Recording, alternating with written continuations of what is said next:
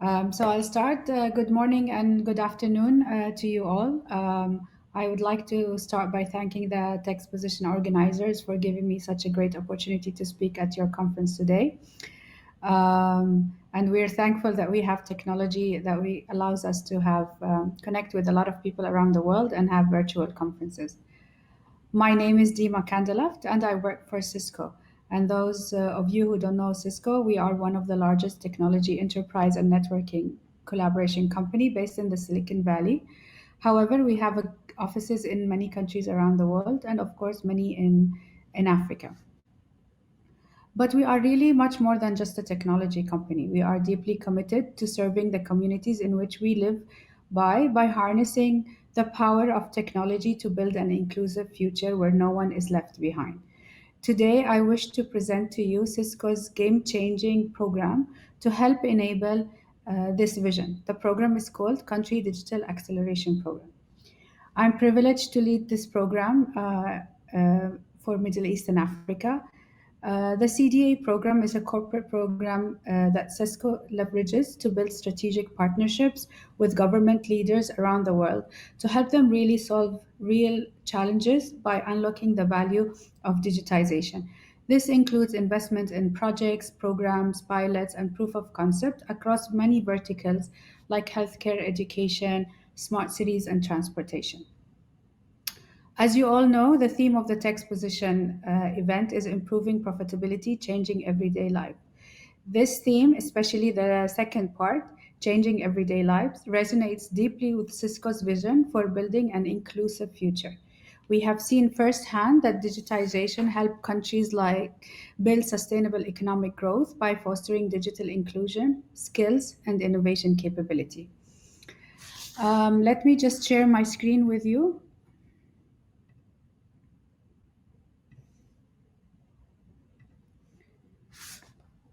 I hope everyone can see my screen.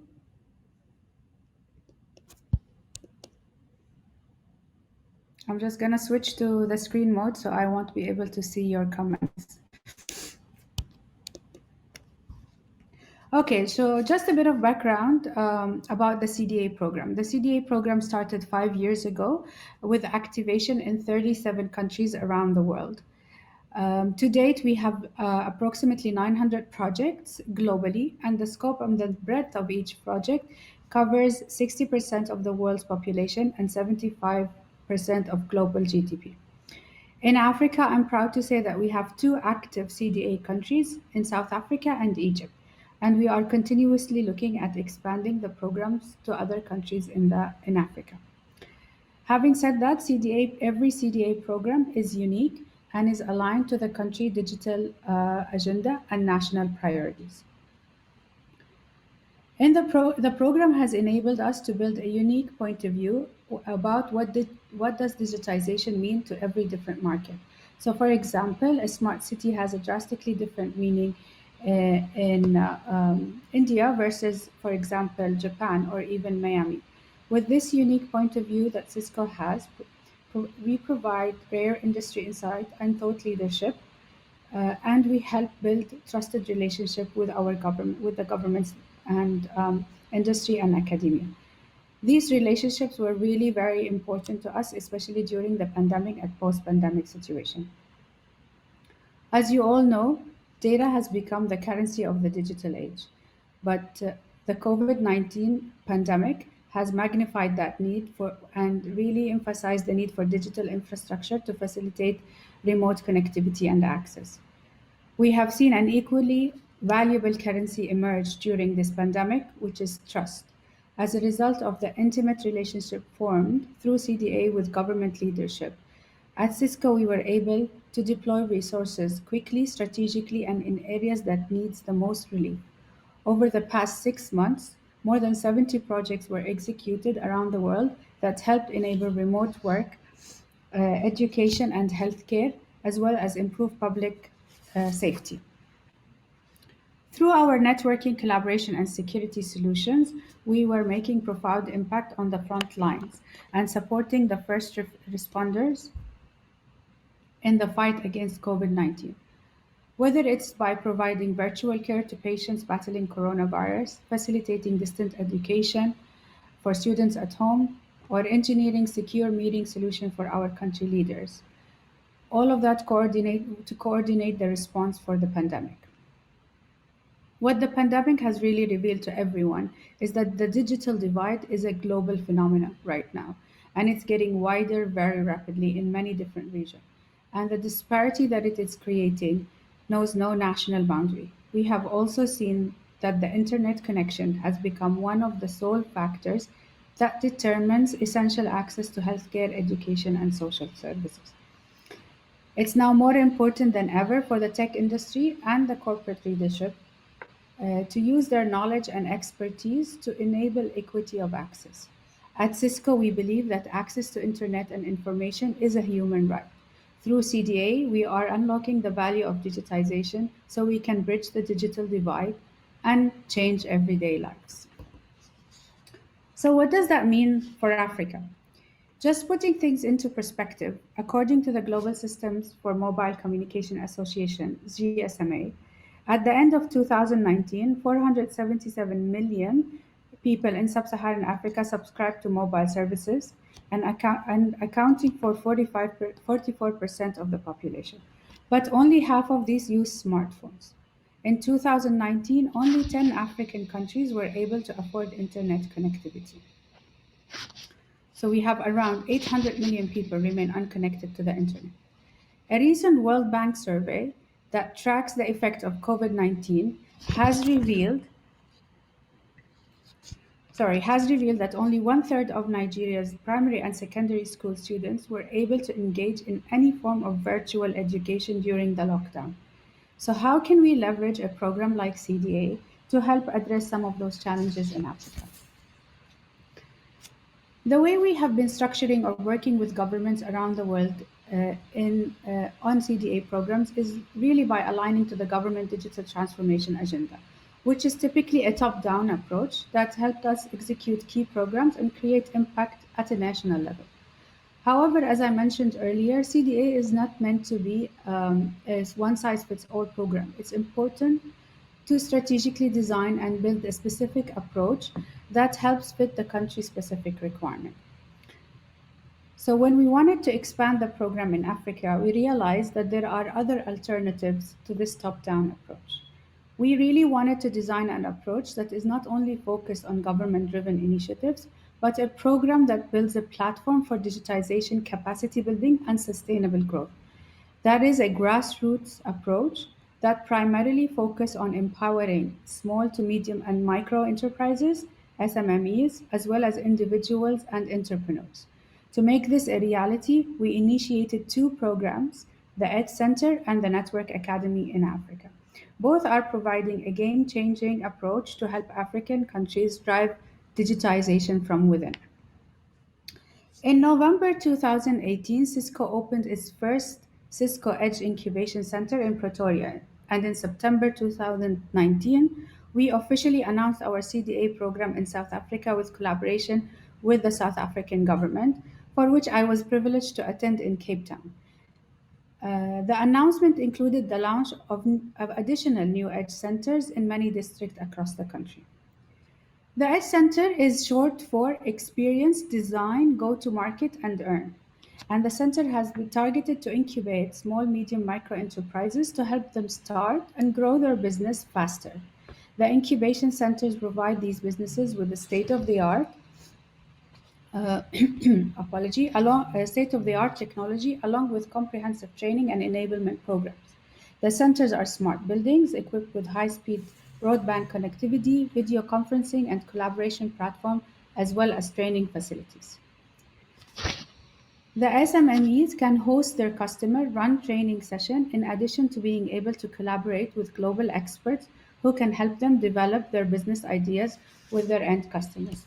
What you see in front of you right now are some of the actual physical edge centers in South Africa in different locations. The main goals of the incubation program through the Edge Centers are to impart business knowledge, build digital skills, and create, of course, new job opportunities for the citizens and the employees of those SMEs, and foster the SME sector by minimizing their setup cost and operational cost, and to allow them to build capacity and accelerate their growth. The goals are also aligned to the priority of the South African government. These centers will not only address their national development plan for job creation and digital skills development, but will have direct impact on the country's GDP to drive sustainable economic growth in the ICT entrepreneurship sector. I am currently looking at models to replicate the Ed Center in other African countries. The other program we expanded in the African countries is the Cisco Networking Academy, also known as NetCAD in short. The program directly invests in skills and talent development in 46 countries in Africa. Through our networking academy, we work on educating and upskilling students, graduates, and unemployed youth. The program provides students with hands on digital skills and certification to prepare them for careers in the digital economy. Since its launch, close to 700,000 students participated in the program throughout the African continent, with an average of 32% female participation. At Cisco, we are setting an ambitious goal for ourselves, which is to train a total of 1 million additional students by 2025 only in Africa. While we are supporting the organic growth of the ICT sector by bridging the digital skills gaps in Africa through programs like the Edge Centers and the Network Academy, we also continue to support other vital pillars of the economy, such as healthcare and education. Obviously, healthcare systems around the world continue to be strained due to the COVID 19, and things like remote learning and virtual education continue to be top of mind for governments and education institutes. With regard to healthcare in particular, through CDA, Cisco has responded to healthcare challenges quickly and strategically by deploying resources that need the most relief. Currently, we help countries overcome critical challenges, whether by quickly setting up field hospitals, building telemedicine and teleconsultation services and capabilities, deploying automated medical cards, and provide virtual care to remote healthcare facilities and patients. In South Africa, we have partnered with a major local hospital to protect frontline medical staff and optimize the already strained resources of the hospital through telemedicine and the use of virtual collaboration technology such as Cisco WebEx. As South Africa was battling to contain the spread of COVID 19, hospitals were turning to telemedicine to limit foot traffic across isolation wards and improve patient access to senior medical staff. By leveraging support from our partners, we deployed over 10 mobile medical trolleys equipped with two-way real-time video and Wi-Fi capability. Our medical cards allowed doctors to be immediately available via video conferencing capability across the hospital massive site. Senior doctors were able to provide bedside support on complex COVID 19 cases, and critical care nurses were able to consult to the patient at bedside in remote and isolated wards. Moving on to the education sector, and specifically in Egypt, we worked with the government to transform public schools into applied technology schools in order to empower youth to join the labor market through technology and innovation. Through the CDA program and investment, we built specialized classrooms that are equipped with latest technologies to improve hybrid learning experiences and to empower student education. With many citizens at risk of losing their jobs in this current economic challenges, reskilling becomes a priority. Having discussed what the Country Digital Acceleration Program is and shed some light on the key project that we created with many countries around the world and in Africa, these programs helped create impactful experiences to the citizen and help the country transform through digitization. However, there are still more to do. Despite all these technological advancements and innovation that we see around us and experience in every aspect of our life, actually our privileged life, exemplified in today's attending such a significant conference virtually, we are still at the beginning of the digital equity for all.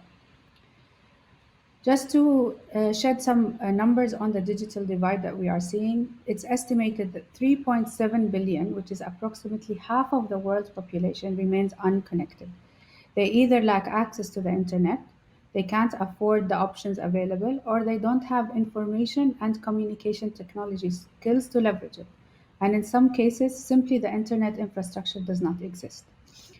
It's also estimated that 35% of the population in developing countries has internet access versus 80% in advanced countries and developed economies. It's also projected that 1.5 billion students in 172 countries were initially impacted by school closure during COVID 19's lockdowns. For millions of those students, their education has stopped because they are not connected to the internet. This puts them and their families in an immense disadvantage in the absolute toughest times. Cisco's Inclusive Future report estimates that bridging the digital divide would improve the world's economy by nearly $7 trillion and lift 500 million people out of poverty. Access to data and information is really critical and essential requirement for all, and COVID pandemic has really enforced that necessity. There is a critical need for the digital infrastructure that keeps that information and data flowing. It's important for all players, technology company, government and stakeholders and businesses and entrepreneurs to build the right technology capabilities within any countries. I would like to end my keynote today with the words of Nelson Mandela. Education is the most powerful weapon which we can use to change the world. And in our current world, we are each day realizing more and more that technology is becoming the bridge to education. There is still lots to do. Thank you for listening and have a good day. I will end my presentation and I would be able to see if you have any question, any feedback before we close the session. Let me just check.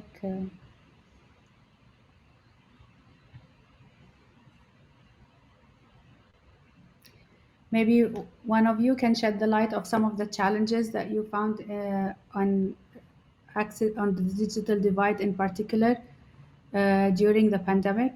Where are the areas of focus that you see in your countries, and how is government helping transform, or some reflection?